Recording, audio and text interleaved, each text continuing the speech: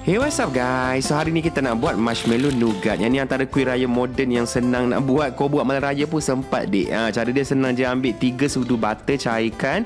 Lepas tu masukkan 500 gram marshmallow. Okay, yang ni wajib guna kuali non-stick sebab tak nak dia melekat. Guna api yang paling kecil. Sebab yang ni kena sabar. Kacau slow perlahan-perlahan sampailah marshmallow tu cair. Dia masukkan setengah cawan susu tepung dengan setengah sudu kecil garam. Okay, lepas tu kacau lagi sampai dilarut. Lepas tu kita masukkan topping yang kita nak lah. Yang ni kita gunakan biskut Mary, kacang kajus, kacang badam, apa lagi kismis. Nak letak lebihan kurma yang ada kat dapur tu pun boleh, tak ada masalah.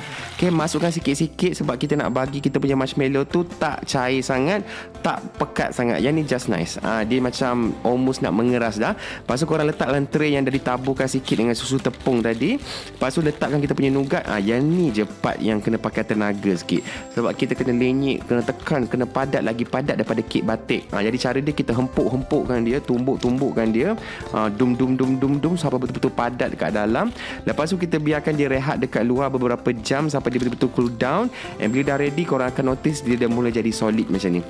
So yang ni boleh buka. Since kita pakai baking paper kan, dia by right tak melekat sangat lah sebenarnya. Cuma kita akan tabur sikit susu tepung dekat bawah and also dekat bahagian atas lepas ni supaya dia tak melekat sangat bila kita potong. Macam inilah yang kita tabur sikit kat atas ni kan. Lepas tu boleh potong ikutlah nak buat saiz apa, besar ke, kecil ke.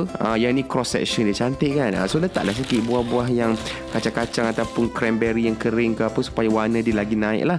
And dia memang chewy and sedap sangat rasa dia. Okay, boleh try untuk raya nanti. Selamat mencuba.